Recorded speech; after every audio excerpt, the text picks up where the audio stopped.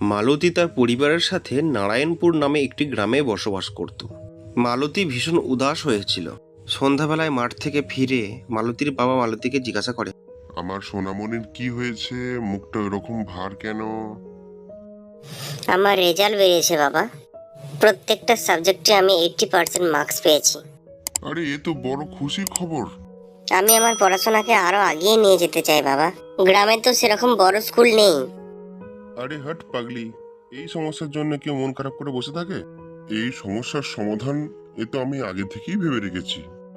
আমার মালতী শহরে যাবে এবং সেখানে গিয়ে পড়াশোনা করবে। পরের দিন বিকালা বাবা ও মেয়ে মিলে টিকিট কাউন্টারে টিকিট কাটতে যায় শহরে যাবার জন্য। ভাই, শহরে যাওয়ার একটা টিকিট দাও তো। আপনি শহরে যাবেন? আরে আমি যাব না, আমার মেয়ে যাবে পড়াশোনা করার জন্য শহরে। আপনার মেয়েকে যাতে আপনি শহরে না পাঠান সেই পরামর্শটাই আমি দেব আপনাকে, তাও আবার একা একা। দেখুন, বাস পুরোপুরি খালি, শুধু কয়েকজন মাত্র শহরে যাবার জন্য যাত্রী উঠেছে। আরে ভাই, কিন্তু কেন? শহরে যাওয়ার রাস্তা পুরোপুরি নষ্ট হয়ে গেছে এবং সেটা মেরামত করা চলছে, তাই বাস আজকে পুরনো ব্রিজের ওপর দিয়ে যাবে। তাতে সমস্যাটা কি আপনি কি জানেন না? ওই ব্রিজটি বর্তমানে ভুতিয়া ব্রিজ, মানে হান্টেড ব্রিজ। আপনি কি বলছেন কাকু? ভূত ট্রুত বলে কিচ্ছু হয় না।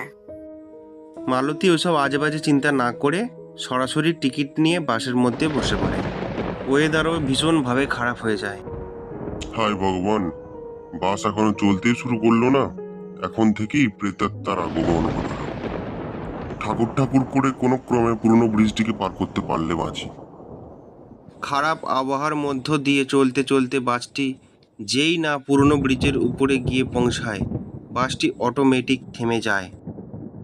বাসটি ব্রিজটিকে পার করতে পারলো না, তার মানে সে এসে গেছে, আর কেউ বাঁচবে না।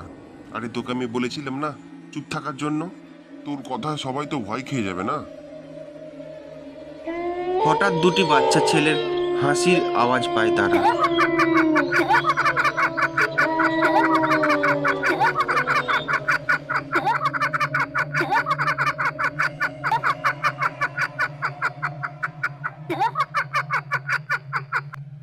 এটা আবার কাদের কণ্ঠস্বর শুনতে পাচ্ছি?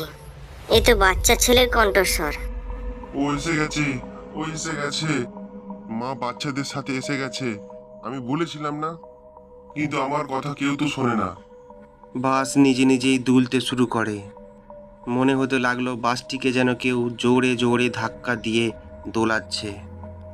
মালতী তখন জানালা দিয়ে উঁকি মেরে দেখল 8 থেকে 9 বছরের একটি বাচ্চা ছেলে বাসটিকে জোরে জোরে ধাক্কা দিয়ে দোলাচ্ছে। তার চোখ দুটি লাল লাল রক্তবর্ণে। শিকার। মালতী ভীষণ আতঙ্কিত হয়ে যায় এবং সে আরও দেখতে পায় বাসের মধ্যে একটি অস্বাভাবিক অন্ধ ছেলে হাঁটতে শুরু করে।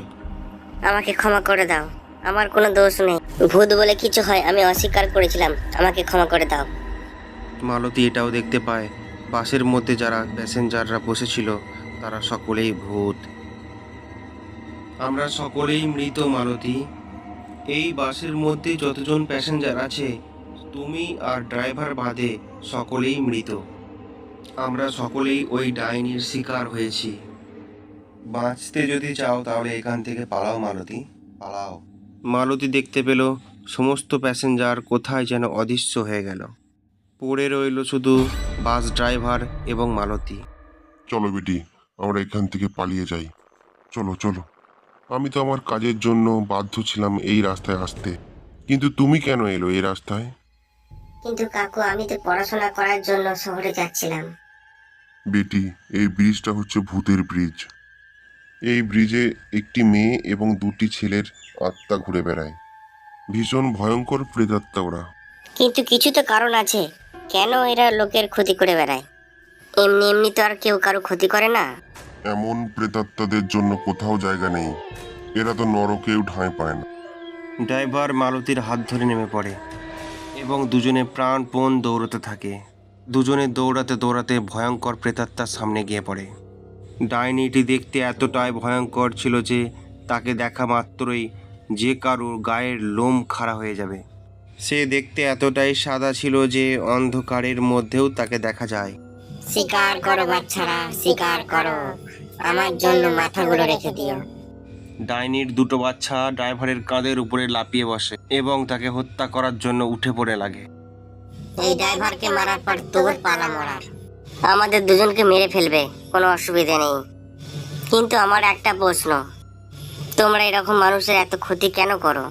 নিরীহ মানুষেরা তোমার কি ক্ষতি করেছে? তোমার বাচ্চাদের এই পরিস্থিতি কি করে হয়েছে?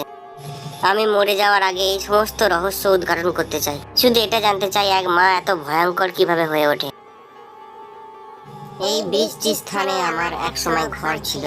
এক কন্ট্রাক্টর আমাদের সরলতার সুযোগ নিয়ে আমাদের সমস্ত সম্পত্তি লিখিয়ে নেয় আমার স্বামীকে দিয়ে, এবং আমাদের ঘর ভেঙে দিয়ে সেই ঘরের জায়গাতে একটি ব্রিজ তৈরি করে। সেই দুঃখে আমার স্বামী আত্মহত্যা করে। ঘরের সাথে সাথে আমার স্বামীও আমাকে ছেড়ে চলে যায় চিরকালের জন্য। ওই ব্রিজের উপরেই আমি আমার ছেলেদের নিয়ে থাকতে শুরু করি। একদিন অ্যাক্সিডেন্টে আমি মারা যাই এবং আমার ছেলেরা অনাহারে দুগ্ধে দুগ্ধে মারা যায়। সেই দিন থেকে এই ব্রিজের উপর দিয়ে আমি কোনো গাড়ি পাস হতে দিই না। তোমাদের আত্মার শান্তির জন্য সেই কন্ট্রাক্টরকে আমি শাস্তি দেওয়ার ব্যবস্থা করব। মৃত্যুর খেলা অনেক হয়েছে, আর নয়। আজ এই বাস তোমাদের মুক্তি দেওয়ার জন্যই এসেছে। এরপর মালতী গ্রামে ফিরে যায় এবং তার বাবাকে সমস্ত ঘটনা খুলে বলে। মালতী, মালতীর বাবা এবং ড্রাইভার তিনজন মিলে কন্ট্রাক্টরের সমস্ত কুকীর্তি ফাঁস করে এবং তা নিউজ পেপারে ছেপে দেয়। ডাইনি ও তার দুই ছেলের আত্মা শান্তি কামনার জন্য হোমযজ্ঞ করা হয়। তারপর থেকে ব্রিজটি সম্পূর্ণরূপে ভয়ঙ্কর প্রেতাত্মা মুক্ত হয়ে যায়।